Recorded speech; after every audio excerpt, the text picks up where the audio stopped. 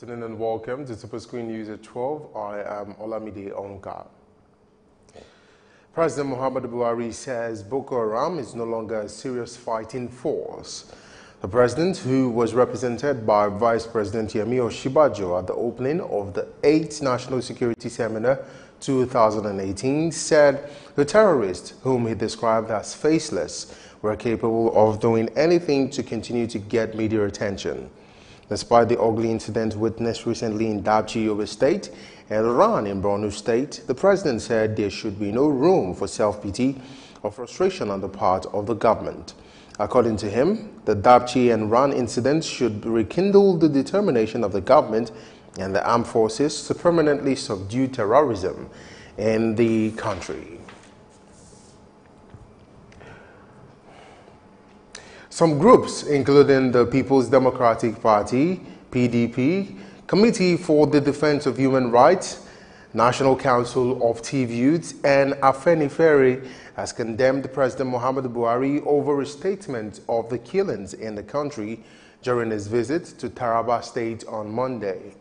During the visit, the president said the crisis in Mambila Plateau in Taraba State had claimed more lives than herdsmen killings in Benue and Zamfara states.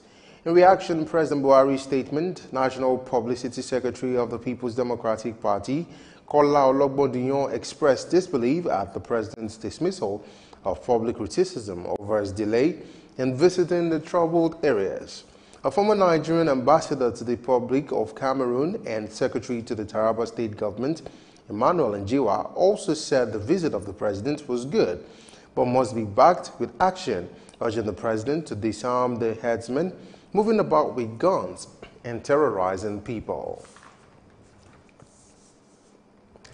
The Benue State Security Council has mandated security agents in the state to immediately dislodge armed herdsmen who invaded Mato Island in Makurdi. Thousands of farmers were said to be rendered homeless when armed herdsmen invaded Mato and ordered the residents to vacate their homes. Governor Ortom, after a meeting with Security Council in the state, told the displaced indigents of Mato Island at the government house yesterday that security agents will swing into action. The governor also insisted that the open grazing prohibition law will not be repealed. Ortom said the security agents should ensure they chase away all the killers and mercenary herdsmen that invaded the land within the week. The Police Service Commission, PSC, has approved the promotion of 414 senior police officers to their next ranks, and amongst them is Danjuma Ibrahim. Danjuma, who was recently acquitted over the Abo 6 killing and was alleged to have connived with the other officers to cause the deaths of Igbo traders arrested by the state police attached to the Garki Police Division. However, Danjuma was acquitted by the court, after which it was reinstated by the police authorities and is now an Assistant Inspector General of Police. The Commission's Head of Information, Ikechukwu Ani, said the promotions officer performed the high point of the 26th plenary meeting of the Commission held in Abuja from February 27 to March 1, 2018. And to other news now, the Senate has summoned the Minister of State for Aviation, Hadi Sirika, to appear before it to give detailed briefing on steps taken to minimize human errors and avoid preventable air crashes. This resolution by the upper chamber of the National Assembly is coming in the wake of the incident in Port Harcourt involving a Dana airline which overshot the runway upon landing at the airport. The summoning of the Minister of State for Aviation, Hadi Sirika, by the Senate is equal to a motion moved by Senator Olugbenga Ashafa and 8 other co-sponsors during Tuesday's plenary. Ashafa cited the Dana airline incident where the plane overshot the runway, which occurred at the Port Harcourt airport, and another incident involving the same airline which happened 2 weeks earlier where the door of its aircraft fell off.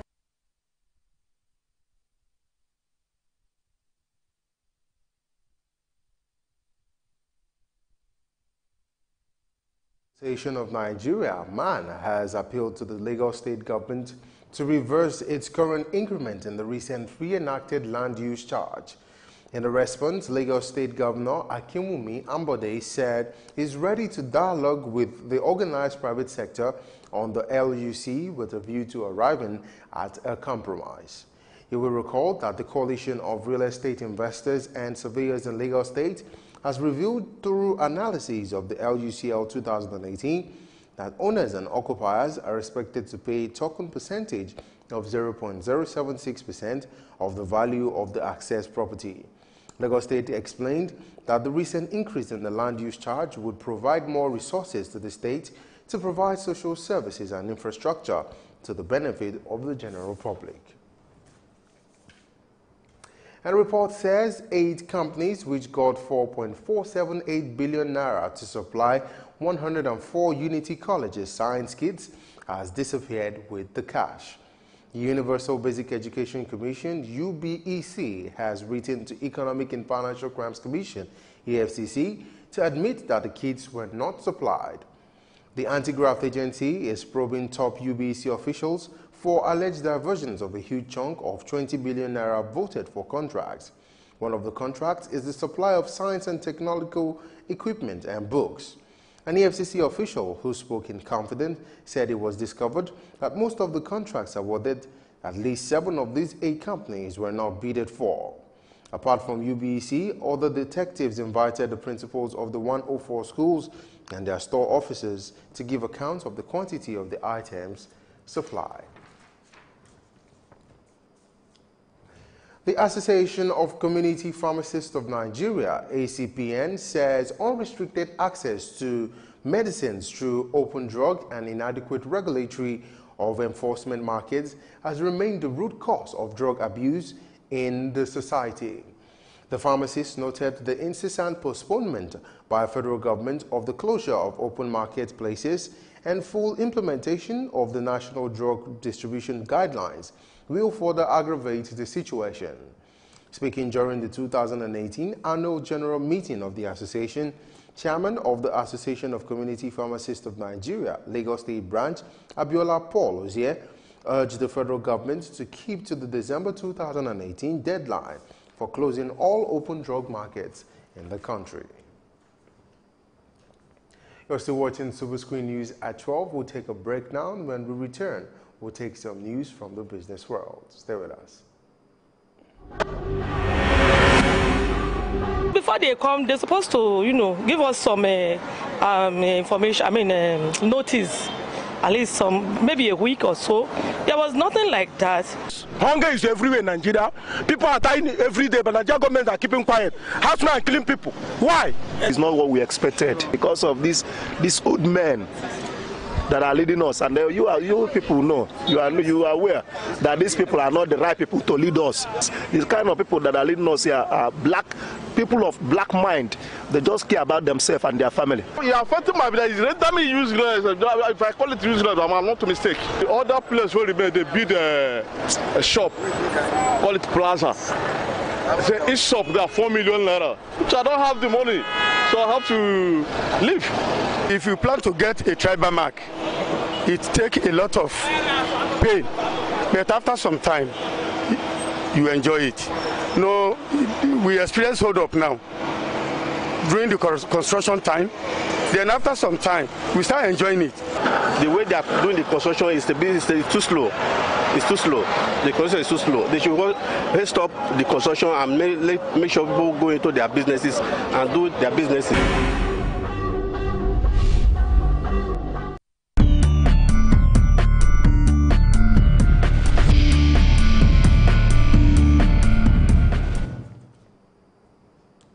Welcome back. And on the business scene, the federal government has started prosecuting tax defaulters who failed to take advantage of the 9-month amnesty window provided by the Amnesty Voluntary Assets and Income Declaration Scheme, VADES, from April 1, 2018. Minister of Finance, Kemi Adeosun, who disclosed this to journalists, said VADES offer a grace period from July 1, 2017 to March 31, 2018 for tax defaulters to voluntarily pay back to the government what they owe And in exchange, the government promised to waive penalties that should have been levied and the interest that should have been paid on overdue taxes. The minister also said the government was aware of the slow nature of the judicial system and would be setting up special courts to fast-track the adjudication of tax-related offences under the VAIDS initiative scheme. National Bureau of Statistics (NBS) says the volume of economic activity through the nation's seaport improved marginally in 2017. A total of 71.9 million metric tons of cargoes was recorded during the year, as against 70.82 metric tons in 2016, representing an increase of 1.5%. This was confirmed in its report released yesterday, which confirmed the number of vessels calling at the nation's ports increasing to 4,622 in 2017 to 1,476 in 2016, representing an increase of 10.7%. The report also stated that the number of passenger traffic at the Calabar port within the period under review is 6,704 in 2017 as against 7,402 in 2016. Still talking business, the House of Representatives is to investigate the alleged loss of 2 billion naira and $3.8 million through banks' non-payment of interest on the proceeds of the sale of PHCN successor companies. The decision followed the unanimous adoption by motion moved by Chukwuka Onyema at the plenary session yesterday. Onyema said that the Electric Power Sector Reform Act of 2005 unbundled the Power Holding Company of Nigeria into 18 successor companies. He said the companies were 6-generation companies and 12 distribution companies covering the 36 states of the Federation as well as the National Power Transmission Company. The House resolved to set up an ad hoc committee to carry out the probe and to report back to the House within 6 weeks for further legislative action. You're still watching SuperScreen News at 12. We'll take a break now. When we return, we'll take some news from the foreign scene and some sports stories. Stay with us.